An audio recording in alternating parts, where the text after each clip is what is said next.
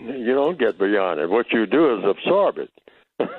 That's the compensatory way. That's why I called it the compensatory counter-racist code. See, I wrestle with that, okay? And then I said, oh, it was right there all the time, but just like a lot of things, you don't see it. It's right there on the surface. You don't resist that. You don't push it away from you. You pull it to you. You say, just like I say, hey, don't cut Neely Fuller no slack. See, when people say, Neely Fuller, I don't agree with you, I said, you are doing exactly what you're supposed to do. Don't agree with me. Now, that leaves a vacuum. What do you agree with? You say, well, I agree with myself. I say, all right. By agreeing with yourself, you didn't agree with the statement that I made. What is your statement? See? That's what you call that absorption. See, and that's not a trick. That's scientific. Okay, if I reject, if there are 10 things to choose from, and I reject 9 of them, what does that leave me if there are only 10? That leaves me number 10. It ain't nowhere else to go but the number 10. That's all that the code is supposed to do. When this subject comes up about black people getting together, no, you don't try to get black people together. You try to point black people toward what? One word, the truth.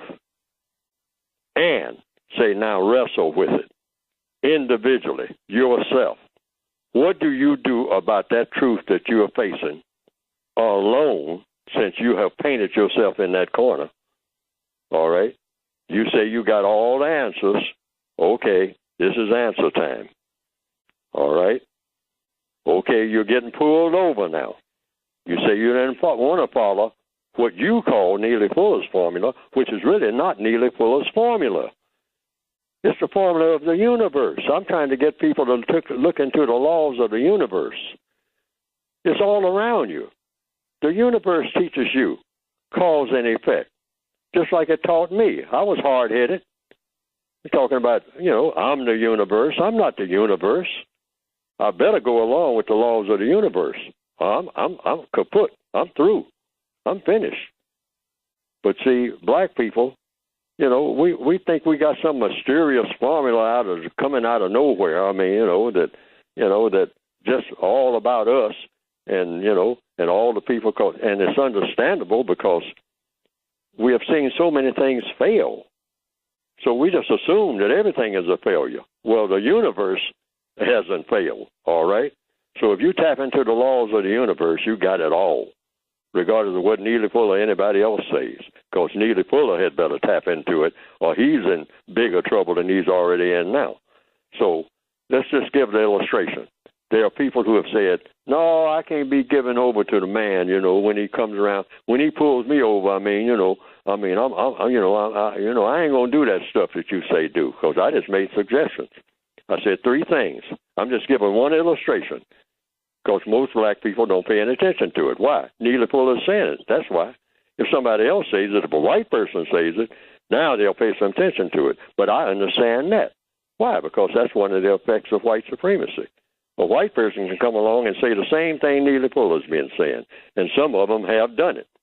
All right? And, man, they get attention right quick. And I understand that. And that's okay with me, because it really won't work for white supremacy if they're saying the same thing I'm saying. All right? It took some years for some white people to start using the term white supremacy. And people were telling me, Fuller, you're using this term white supremacy. Ain't nobody doing that but you. I said, I'm going to keep at it, because that's a formula. And that's the truth. See what I mean? It's not just a formula that I dreamed up. It's the truth. So now you have white people doing it, some white people, not most, but they'll use that term now in 2018. But I originally got it from them, okay, but they stopped using it. And they started going around saying white supremacy doesn't exist. And then black people, particularly a lot of intellectuals, picked that up and started saying, yeah, why? Because Professor so-and-so, who is white, said so. Because that's where he gets his authorization, from Professor so-and-so. Now, black professors, if you notice, a lot of them argue with each other. But when a white person speaks, even if that white person ain't a professor, they kind of sit up and, even if they don't say nothing, they take notice. They pay attention. But it's logical that they would, because that's white supremacy at work. Because the white supremacists are the most successful people on the planet, all right? In recorded history, in all of recorded history. So in answer to, now, got to watch Neely Fuller too, see?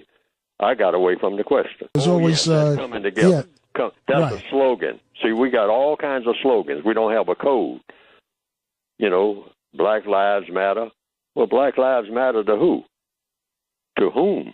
Black Lives Matter to people that don't matter, according to the evidence.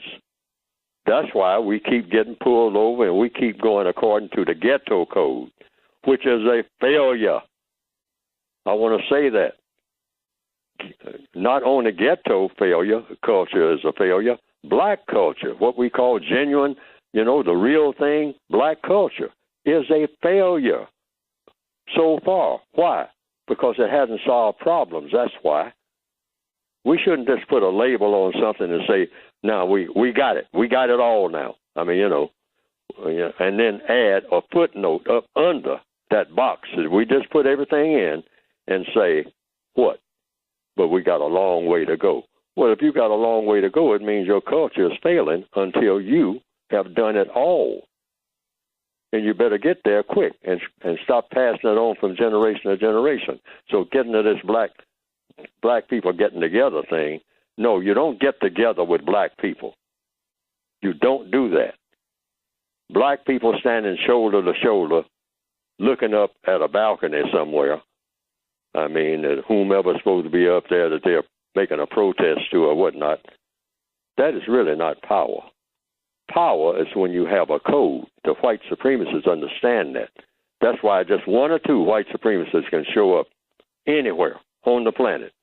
And with the white code, that's all they came with. And what is a code? Things that you do, things that you don't do, things that you say, things that you don't say. That's all a code is when it comes to people. You have fire codes, electrical codes, et cetera, et cetera, et cetera. But anything that works is a code if it works. Meaning when you do it, it's going to work. Like I told people, a part of the code, as an illustration, I started to say this a while ago, have 3 F's. Adopt that as your code when you get pulled over by a racist suspect in the form of what you call a pretended police officer, because police officers do not violate laws. Race soldiers do, but they pretend to be police officers. That race soldier is a term I made up so that we don't get police officers confused with race soldiers. That's two different things altogether, a whole different world altogether. So when you get pulled over by a suspected race soldier, go into the 3 F's. Don't fuss, don't fight, don't flee. But people out somewhere out here right now are doing just that. They're fussing. They're jumping out with all this MF this and MF. We think that 15 MFs will take care of it. Not 2,000 MFs will take care of that situation, sir. Based on what? What Neely Fuller is saying? No, based on evidence. It's never worked. You can't point to a situation where it worked. You can't give any illustration in any so-called hood where you jumping out and doing all that mouth about what you don't like, about the way the world is run, to that person with that gun and badge, and you think that all of that cursing and whatnot is going to get you what you want, I say keep trying it. But I say you'll do better if you don't fuss, you don't fight, and you don't flee. Why? Because the evidence shows a very simple thing, a universal thing. It doesn't work. Why keep doing something that doesn't work? Why not try something that might work? Now, that's not a guarantee, because you got to figure where you are. The system of white supremacy is a prison system. And we are already prisoners of war if you're a person of color. They're not trying to round you up and put you into captivity. You were captive before you were born in 2018. Any person of color on this planet right now who's being born right this minute is born under the system of white supremacy. So you're already in prison. When they put us in what we call a jail cell or a penitentiary according to the code, that's what the code calls greater confinement. You're already confined. You're confined economically, educationally, the whole 9 areas of activity. You're confined. Confined by whom? By the white supremacists. They tell you what you can do and what you better not do in all those areas of activity. Name one that they don't. That's why that coming together, that's just a bunch of black people on a slave ship. They came together.